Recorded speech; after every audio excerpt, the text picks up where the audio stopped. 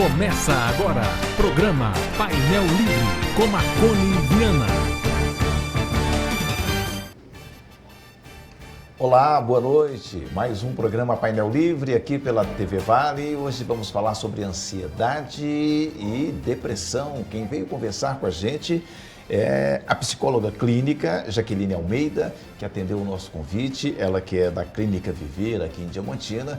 E eu quero agradecer a você que nos acompanha. Estamos ao vivo no nosso site tvvalenet.com.br. Estamos transmitindo no canal 7 analógico, canal 34 digital. E o programa já está disponível em nossa plataforma no YouTube. Jaqueline, seja bem-vinda. Prazer em recebê-la. Boa noite.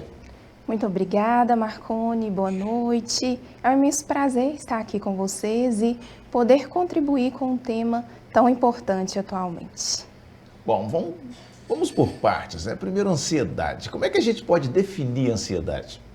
Então, a gente considera a ansiedade como uma reação natural do nosso corpo. Então, diante das situações do dia a dia, todos nós temos demandas.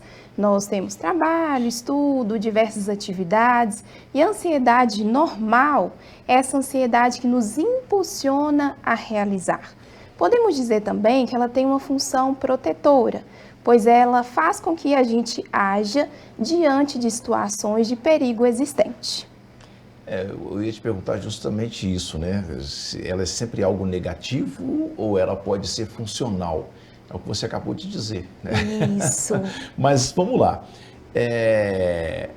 Quando ela deixa de ser normal e passa a ser considerado um transtorno que precisa de orientação e de acompanhamento? Então, esse é exatamente o problema. O problema surge quando ela deixa de ser funcional e ela começa a atingir níveis muito elevados. A gente percebe isso porque ela ocasiona uma alteração do funcionamento do corpo. É aquele momento em que a pessoa ela tem dificuldade de dormir, não se alimenta adequadamente, está naquele estado de alerta e agitação, mesmo quando não existe ali um perigo evidente, porque diferente da ansiedade normal, a gente lida com situações de perigo e desafiadoras. Agora, quando a pessoa está no transtorno de ansiedade, ela pode estar num dia assim, comum, um dia tranquilo e mesmo assim ela está constantemente agitada, está aí em um constante estado de alerta. Por que a ansiedade tem se tornado tão comum na vida adulta? Ou não tem nada a ver com a vida adulta? Tem sim. Inclusive a gente percebe hoje níveis de ansiedade acentuados, se tratando de um transtorno de ansiedade, muito presente na vida adulta, mas também nas demais faixas etárias. A gente entende que é a forma como o mundo ele está funcionando. A gente vive em ambientes que nos demandam muito, a gente está sempre lidando com prazos. A gente também vive numa sociedade que valoriza a produtividade. Então, acaba que as pessoas elas se sentem numa obrigação de estarem sempre produzindo, de estarem sempre bem. E essa não é a realidade da nossa vida. Muitas vezes tem dias que realmente a gente está ali bem funcional, desenvolvendo muitas coisas, conseguindo atender a tudo aquilo que é necessário. Mas tem dias que pode ser que a gente não consiga cumprir metade do que a gente gostaria. Não porque a gente tem um problema, mas muitas vezes a gente pode estar até mesmo cansado da rotina, das situações. Então, as pessoas, elas estão num lugar de cobrança excessiva em termos de atender a todo momento as demandas externas e muitas vezes esquecendo das internas. Nesse ponto, me chama a atenção porque a gente vive numa sociedade de cobrança o tempo todo, né? Sim. Mas você tem a cobrança externa, que é, né, da própria sociedade, do trabalho, mas tem aquela cobrança interna, aquilo que eu quero, aquilo que eu preciso produzir, aquele lugar que eu preciso chegar.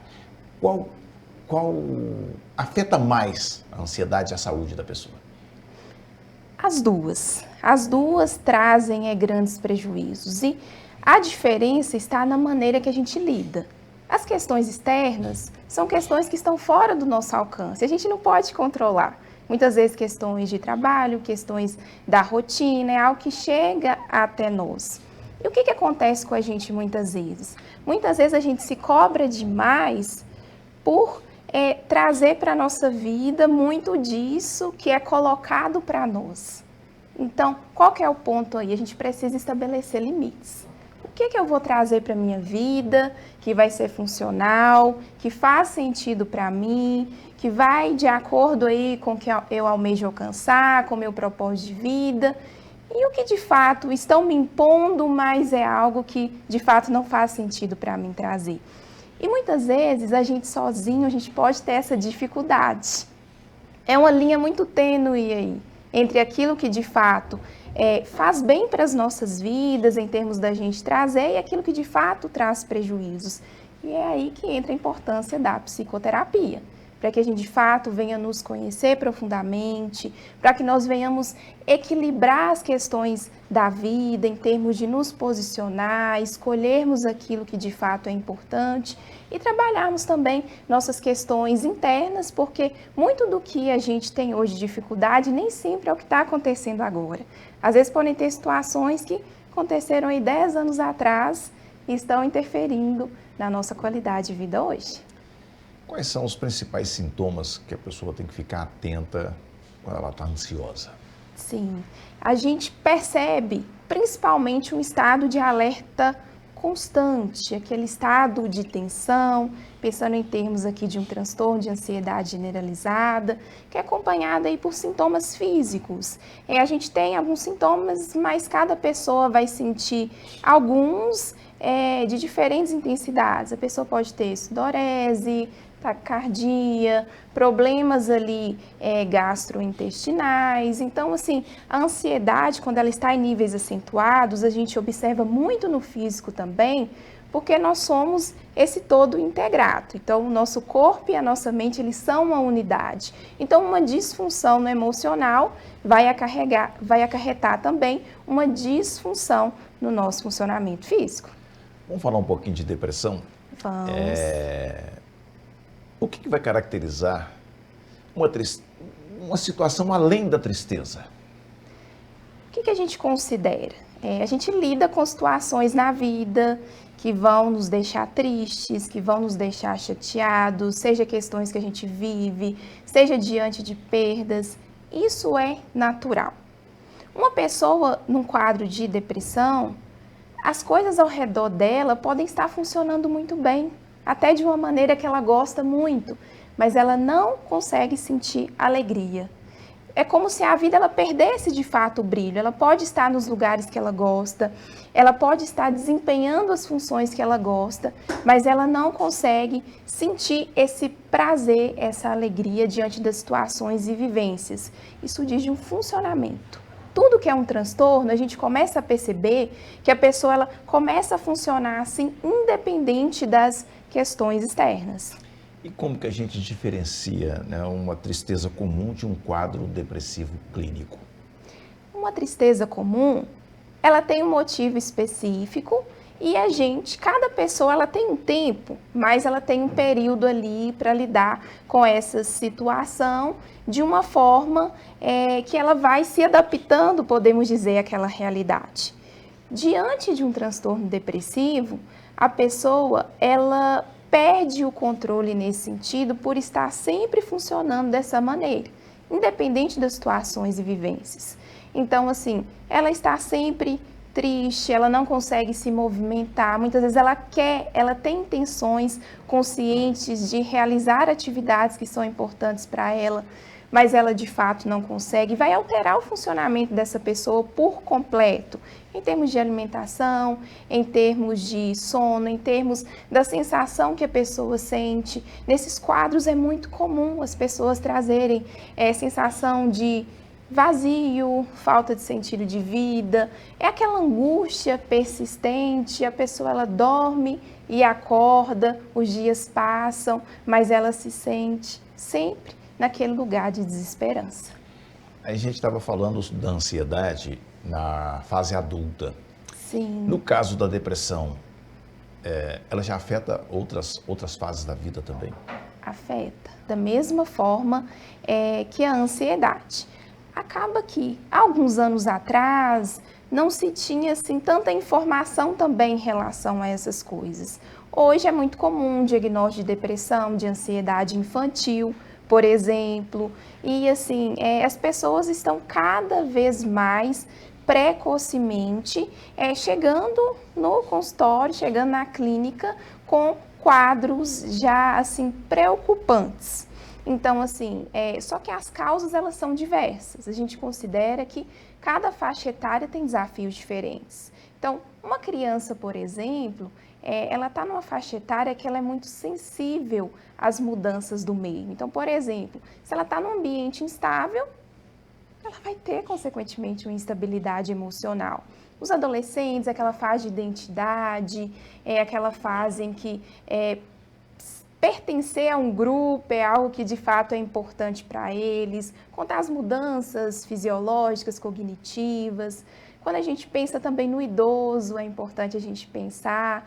É uma fase que muitas vezes ele está se readequando, encontrando ali novas formas de viver e lidar com as situações, aprendendo a lidar com a solidão, com perdas. Muitas vezes nessa fase a questão do pertencimento ganha um peso muito grande, questões de sentido de vida.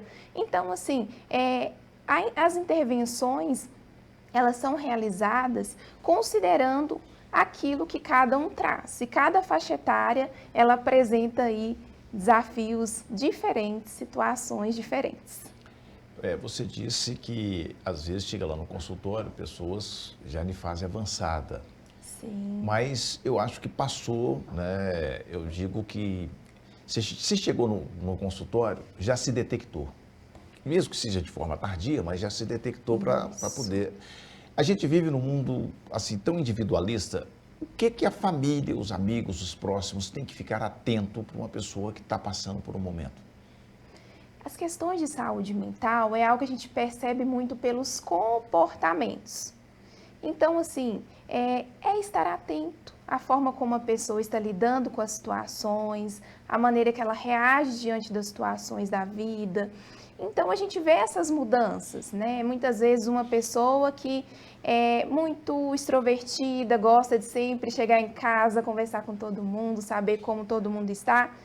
Aí, de repente, percebe a pessoa já muito no quarto, já naquele mundo dela. Então, assim, isso é um exemplo de mudanças, assim, bem visíveis, mas a gente consegue perceber aí, através de comportamentos da rotina, a gente sempre percebe uma mudança no modo de funcionamento normal. Porque quando a gente está em adoecimento psíquico, a gente muda por completo, a gente se distancia de quem nós realmente somos. E os comportamentos é uma forma que as pessoas que convivem podem perceber. E aí entra a questão, perceber é importante? Sim.